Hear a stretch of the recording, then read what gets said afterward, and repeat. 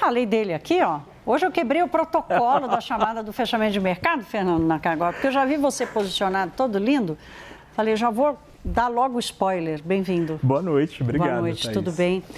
Naka, o ministro da Fazenda, Dario Durigan, disse que está sendo negociado entre o governo federal e o GDF, o governo do Distrito Federal, uma operação de crédito para o BRB. Espera só um pouquinho. Quer dizer, então, que o governo federal vai ajudar o BRB.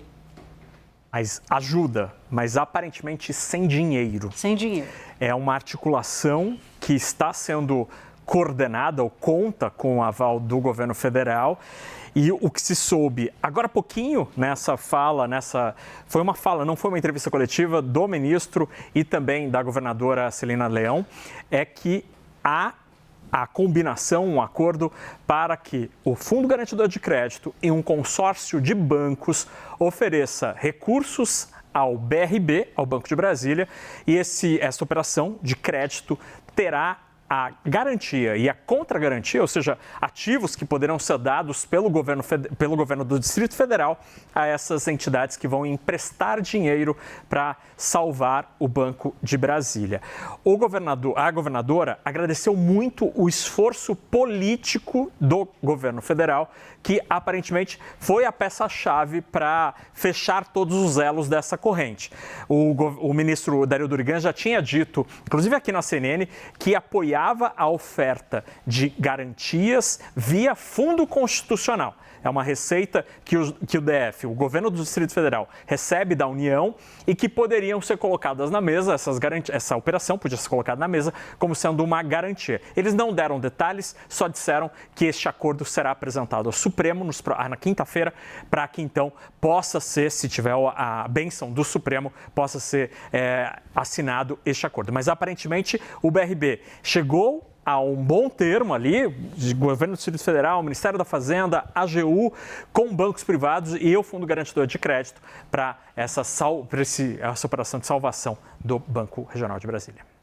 Provavelmente vai ser a última, né? Porque o tamanho do buraco foi muito grande, a ousadia da operação maior Sim. ainda, com todas as investigações que a gente viu, Naka, e o governo federal não podia escapar dessa articulação, né? A gente questionou o ministro Dario Durigan exatamente disso aqui. O BRB é um banco público que tem, inclusive, capital aberto nas bolsas e tudo mais, mas não tinha como o governo ficar de fora. O Fundo Constitucional do Distrito Federal é o fundo que financia os gastos principalmente de segurança no Distrito Federal, que é a capital do Brasil, portanto, é um gasto do governo federal, né? Assim é entendido. Mas ele tem uma regra de aumento, né, de aportes do Tesouro, que está sendo bastante discutido. Esse é um assunto para um outro dia da gente tratar aqui. E aí só uma coisa da entrevista coletiva, não, do pronunciamento. A governadora Celina Leão disse muito claramente: quem foi o culpado deste rombo será punido pela justiça. Então, ela indicando ali que, para além desta operação financeira, também é preciso ter um avanço nessa questão criminal. Tomara, porque é assim que vai curando, né, as feridas. Naka, falando em feridas abertas pelo Banco Master, hoje teve uma operação do Rio de Janeiro, da Polícia Federal no Rio de Janeiro, contra a Rio Previdência. Bateram de novo a porta do ex-governador Cláudio Castro. Daqui a pouquinho a gente vai trazer detalhes da operação da Polícia Federal em si, mas você vai trazer para a gente o que essa operação de hoje revelou. 3 bilhões de reais, a gente achava que era 1 bilhão de reais de alocação do Fundo de Previdência do Rio no Master, triplicou esse valor. Triplicou, e de um jeito sagaz, entre muitas aspas. Por quê? Sagaz é bem eufemístico, mas muito, tá bom. Muito. Porque fundos de previdência, como o Rio Previdência, têm nas suas regras um limite de exposição, de concentração a um único tipo de investimento. Você não vai colocar todos os ovos na mesma cesta. Pois bem, o Rio Previdência conseguiu um jeito de burlar esta regra. Como? Via fundos de investimento. Então vamos lá, há um esqueminha muito simples do que acontecia.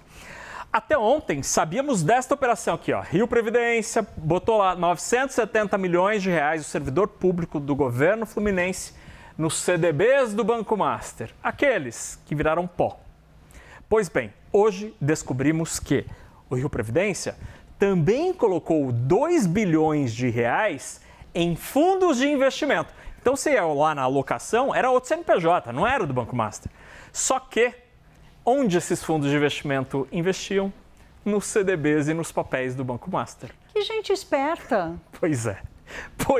E aí, ou seja, o Rio Previdência, o servidor público do Estado do Rio de Janeiro, o aposentado do governo do Rio de Janeiro, eles colocaram 3 bilhões de... Não eles, né? Quem estava administrando esse recurso. 3 bilhões de reais no Todos Master. apontados pelo ex-governador Cláudio Castro. Exatamente. E pior, o inquérito da Polícia Federal indica que algumas dessas operações aconteceram dias depois de encontros entre Cláudio Castro e Daniel Vorcaro. Então, que também negava proximidade com o ex-banqueiro. Exatamente. Ou seja, o rombo é 200% maior. Não era de 970 milhões, é de 3 bilhões de reais. E aqui tem uma coisa interessante, gente, porque assim, a Polícia Federal está tentando comprovar a fraude dessas operações, né? Porque do ponto de vista financeiro, os gestores, eles vão responder a uma investigação administrativa, por exemplo, provavelmente vão ser expulsos do sistema financeiro, nunca mais poderão gerir nada financeiro na vida. Nós já vimos isso acontecer com fundos de previdência bem maiores, caso dos fundos de previdência da própria Petrobras, do Banco do Brasil, do Correios, que tiveram que investir numa empresa chamada Sete Brasil, que acabou virando pó também, mas botaram bilhões de reais lá e ficaram com um buraco gigantesco. Aquela turma lá toda sofreu inquéritos administrativos e muitos foram expulsos do mercado. Mas aqui precisa ir além da punição administrativa, Naka. Porque aparentemente tem um crime por trás dessa história, né? Essa é a suspeita. Naka, vamos mudar de assunto. Você tem uma boa notícia, um pouquinho de boa notícia para trazer para nós? Tem uma boa notícia de verdade. Existe um indicador econômico que é o Índice de Desenvolvimento Humano. É uma nota que os países, estados, cidades têm. E nela, o Brasil melhorou. Pela primeira vez na história, o Brasil está numa categoria de elevado desenvolvimento humano, elevado de verdade. Vamos entender que história, que bicho é esse? IDH. O IDH é um indicador, Thaís, que mede basicamente 3 coisas. Saúde e responde quanto tempo a gente vive, educação, qual é o acesso que as pessoas têm à educação e a renda, quanto de riqueza se produz. Junta esses 3 indicadores, cria um número que vai de 0 a 1. Quanto mais perto do 0, pior. De 0 a 0,54 ali, abaixo do desenvolvimento. Depois você tem o médio, o alto e o muito alto. Pois bem, o Brasil cresceu, melhorou e agora, pela primeira vez na história, está no muito alto. Vamos na próxima tela? A gente tem essa evolução desde 2012. O Brasil está num crescente de melhora das condições de vida humana. Aqui no país a gente só teve uma queda, obviamente, por causa da pandemia. Isso prejudicou muito todos os indicadores, acesso à educação, geração de renda, tudo foi piorado, mas passada a pandemia, veio a vacina, o mundo voltou ao normal e o indicador, felizmente, voltou à sua trajetória original. E agora a gente está, pela primeira vez, nesse patamar de 0,80. Melhoramos? Sim. Estamos no melhor patamar agora? Sim. Mas ainda há muita coisa para ser melhorada, Thaís. Na próxima tela a gente tem um exemplo. Por exemplo, o IDH dos homens brasileiros está em 0,80. É muito alto. As mulheres, não. É 0,798. Patamar considerado apenas alto. Ou seja, homens têm uma condição de vida melhor que as mulheres no Brasil. Quando a gente olha por cor, é ainda pior. Brancos, 0,85 e negros, 0,77. 10% pior a vida dos negros no Brasil. Na próxima tela a gente tem diferenças regionais também, Thaís. A expectativa de quem nasce no Amapá é de 74 anos. Quem nasce no DF, no Distrito Federal, é de quase 80 anos, 6 anos de diferença no mesmo país. É um voo de 3 horas. População adulta com ensino fundamental completo, na Paraíba, 59%. No Distrito Federal, 83%. E a renda, aqui, para mim, é o indicador mais gritante. No Maranhão, R$ 482 por pessoa, enquanto no DF, R$ 1.465. Ou seja, melhoramos sim, mas a jornada ainda é muito longa. E essa melhora, ela está completamente ligada a alguns fatores específicos, né?